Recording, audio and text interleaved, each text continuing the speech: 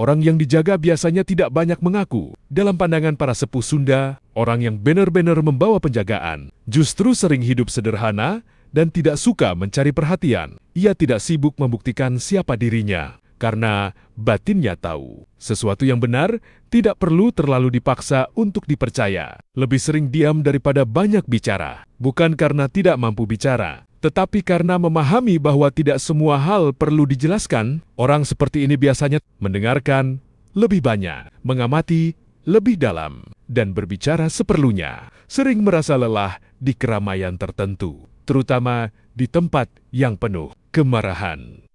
Iri hati, kepalsuan, saratus rikam, kepalsuan, atau niat buruk. Bukan karena lemah, tapi karena batinnya cukup peka terhadap suasana. Jika disakiti, hidup mengajarkannya sendiri. Ada orang yang setiap kali menyakiti dirinya, akhirnya terkena akibat dari perbuatannya sendiri. Bukan karena dibalas gaib, tetapi karena hidup memang punya cara mengembalikan apa yang ditanam manusia. Dalam petuah lama, nu goreng bakal balik ka nu nyunyuna, keburukan akan kembali pada pembuatnya. Semakin dewasa, semakin sederhana cara hidupnya. Dulu mungkin ingin diakui, namun semakin banyak pengalaman, semakin sadar bahwa ketenangan lebih mahal daripada pujian, dan hati yang damai lebih penting daripada terlihat hebat. Tidak suka memamerkan kelebihan. Kalau memang punya kepekaan atau intuisi, biasanya disimpan baik-baik. Karena dalam budaya lama, orang yang terlalu sering memamerkan sesuatu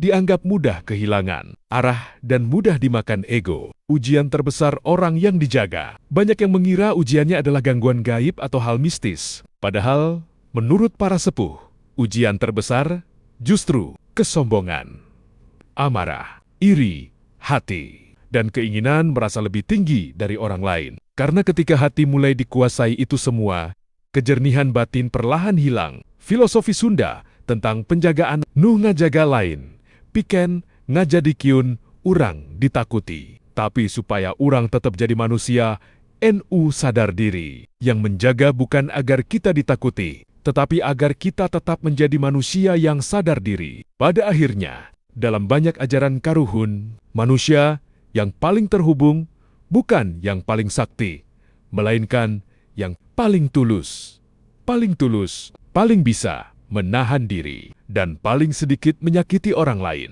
Karena warisan terbesar leluhur bukan kekuatan, melainkan hati yang tetap lurus meski hidup berkali-kali mencoba membelokkannya. Semakin dalam penjagaan, semakin besar tanggung jawabnya. Dalam petuah para sepuh, seseorang yang dipercaya membawa penjagaan karuhun tidak berarti hidup untuk merasa lebih tinggi dari orang lain.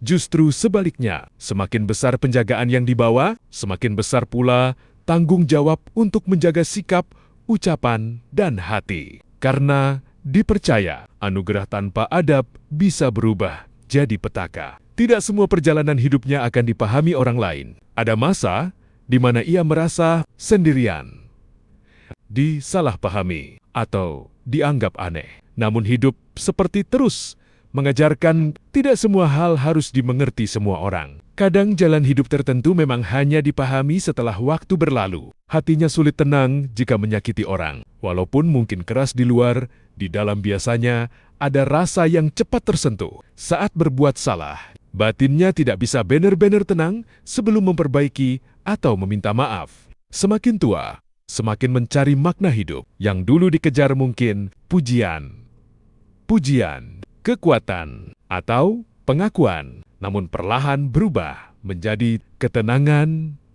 keluarga, kesehatan batin, dan hidup yang bermanfaat. Karena akhirnya sadar, yang bertahan lama bukan gengsi, tetapi kebaikan yang pernah diberikan kepada orang lain. Sering dipertemukan dengan orang yang mengubah hidup. Dalam hidupnya, biasanya ada beberapa sosok penting. Guru, orang tua, sahabat, atau bahkan orang asing. Yang datang hanya sebentar, tetapi meninggalkan pelajaran besar. Dalam pandangan lama, itu dianggap bagian dari tuntunan hidup. Tidak takut memulai dari bawah lagi. Karena sudah beberapa kali jatuh dan bangkit, akhirnya terbentuk mental. Asal hati masih kuat, hidup bisa dibangun lagi. Ini yang membuat batinnya perlahan matang. Pesan para sepuh. Dalam budaya Sunda lama, yang paling ditakuti bukan kehilangan harta, melainkan kehilangan arah hidup dan hati nurani. Karena ketika hati sudah gelap, manusia bisa lupa siapa dirinya, dari mana asalnya,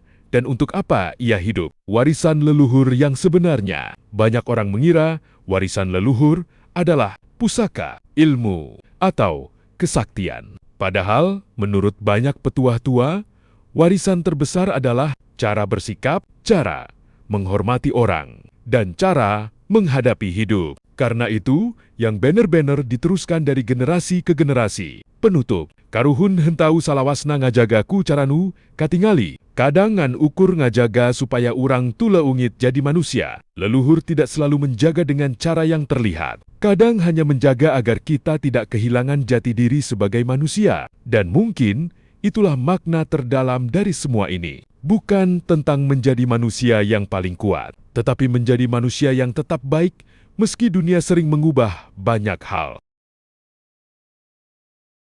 Ciri orang yang auranya terpancar. Banyak orang tua zaman dulu percaya bahwa aura seseorang bukan hanya terlihat dari wajah atau pakaian, tetapi dari pancaran sikap dan ketenangan batinnya. Orang yang auranya kuat biasanya membuat orang lain merasa nyaman, segan, atau tenang saat berada di dekatnya. Beberapa cirinya, tatapannya tenang, tidak liar atau penuh amarah.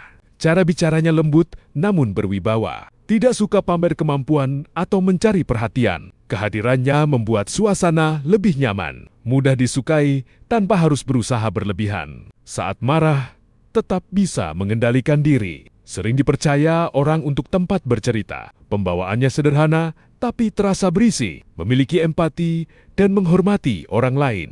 Rezekinya kadang datang dari arah yang tidak disangka karena banyak yang tulus membantu. Dalam pandangan budaya Sunda dan ajaran para sepuh, aura yang terpancar biasanya lahir dari hati yang bersih, ucapan yang dijaga, laku hidup yang baik, serta batin yang tidak dipenuhi iri dan dengki. Karena itu, orang yang benar-benar bercahaya seringkali justru hidupnya sederhana dan rendah hati. Mereka tidak sibuk menunjukkan diri, tetapi pancarannya terasa dengan sendirinya.